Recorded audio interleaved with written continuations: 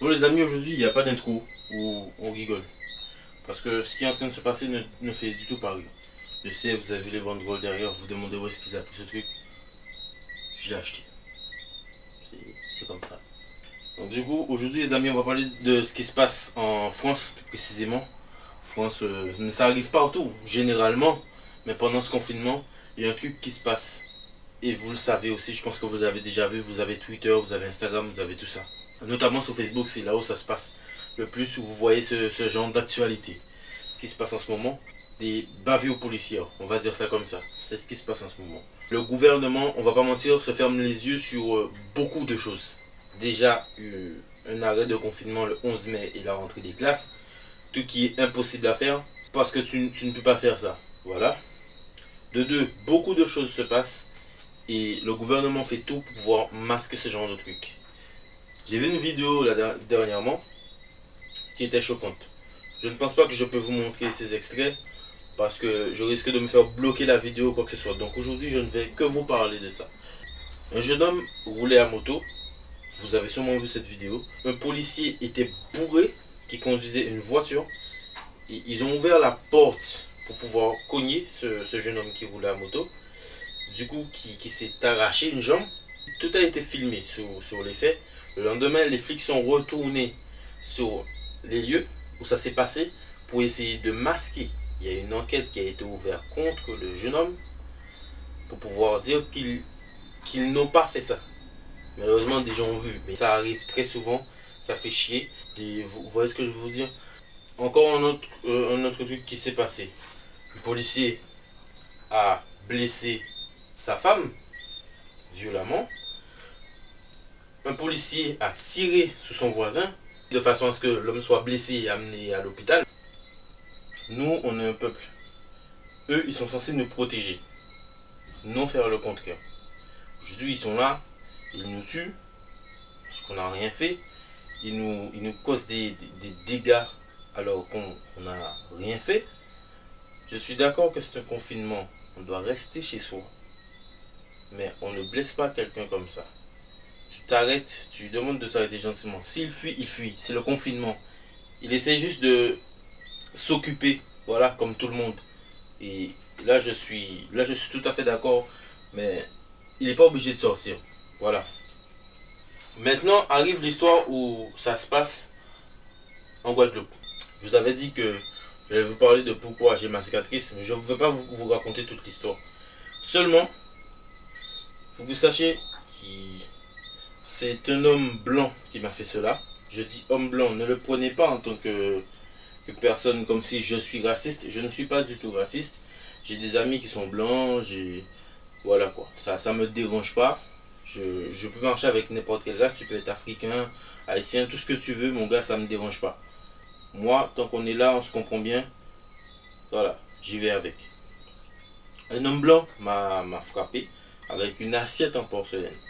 J'ai une cicatrice sur le front. Je ne sais pas si vous la voyez de là où vous êtes. Bref, en tout cas, cette cicatrice, elle a été faite sur le coup. Les pompiers sont arrivés, les gendarmes sont arrivés. Et je ne vous mens pas que j'étais en train de perdre beaucoup de sang. La peau qui est cousue là maintenant, elle descendait devant mon œil. Tel que à mon œil gauche, je ne pouvais pas voir. J'avais que le doigt pour pouvoir voir. Tellement qu'il y avait plein de sang par terre, ça a même affolé celui-là. Donc du coup, cet homme, sous l'effet de la colère, je lui ai dit, mec, t'es un homme mort. Ce qui est tout à fait normal, quelqu'un peut être en colère et dire ça. Je suis couché sur le sol. Les pompiers ont demandé à ce que je me couche sur le sol jusqu'à ce qu'ils arrivent. Les gendarmes arrivent, le mec il sort une règle. Il n'y a que des blancs parmi les gendarmes. Je ne suis pas raciste, je vous le dis encore une fois. Le mec il mesure la plaie sur mon front et il me dit ça fait 43 mm. Il me dit même pas à moi, il dit à son collègue 43 mm. Ce collègue écrit 43 mm sur sa feuille. Je dis ok, il n'y a pas de souci. Donc c'est pas si grand, je perds juste beaucoup de sang et va falloir que j'aille à l'hôpital pour qu'on puisse me coudre ça vite fait. Et c'est à ce moment-là que je me suis rendu compte que rien n'allait.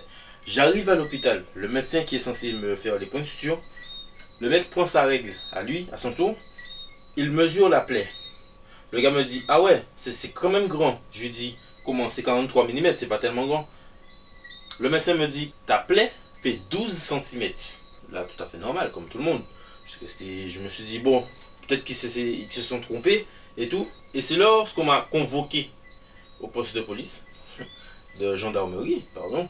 Je suis allé, j'ai porté plainte ce jour-là pour lui.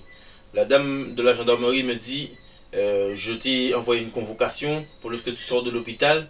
Tu n'es pas venu, tu as été porté plainte à la brigade de Port-Louis. La brigade de Port-Louis nous a dit que tu as porté plainte et tout et tout. Les amis, en ce moment-là, mon téléphone, il y avait un gros problème de réseau.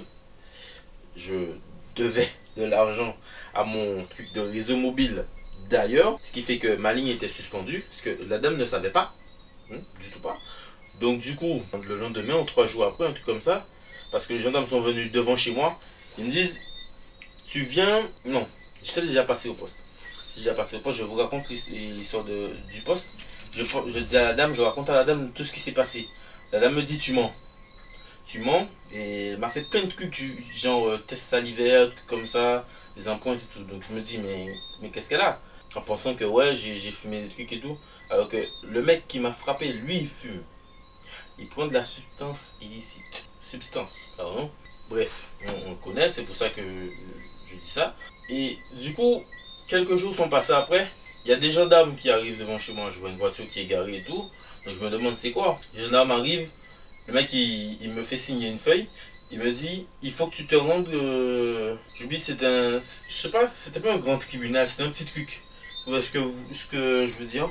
C'était pour un rappel à l'ordre. Donc là, le mec il me dit c'est soit tu viens, ou sinon t'as un montant de. Je veux pas vous dire c'est quoi le montant. Une bonne amende à payer et un petit séjour à Bémao. Le gendarme il m'a dit ça comme ça, je vous mens pas, il m'a dit ça comme ça. Le jour J, j'arrive dans le tribunal, entre parenthèses, j'arrive et je suis assis là. Le mec, il était censé être là. J'arrive devant le mec qui me parle, qui me dit, ouais, la prochaine fois, il faut pas faire ça, faut pas menacer quelqu'un, faut pas essayer de le frapper. Je sais pas d'où est-ce que le mec a pris des bleus. Le gendarme a dit que je lui ai fait des bleus. Ça c'est... Je ne sais pas où est-ce qu'il a pris des bleus d'ailleurs. Et ensuite, ce qui a été marrant, c'est que le gars ne s'est jamais présenté dans le tribunal. Il n'a pas eu d'amende à payer, ni de séjour à Bémao. La prison de la Guadeloupe se situe à Bémao. Donc le mec n'a pas eu de trucs comme ça à vivre. Par contre, moi j'avais un stress immense. Je me présente pas. Si vous voyez ce que je veux dire. C'est tellement débile cette histoire que on voit déjà que c'était des flics qui étaient racistes. Je suis désolé. Aujourd'hui, qu'ils voient cette vidéo, qui décide de me faire quelque chose, j'en ai rien à foutre. Parce que c'est quelque chose qui est à l'intérieur et c'est quelque chose que des gens doivent savoir précisément. Parce que les gens ne le savent pas forcément.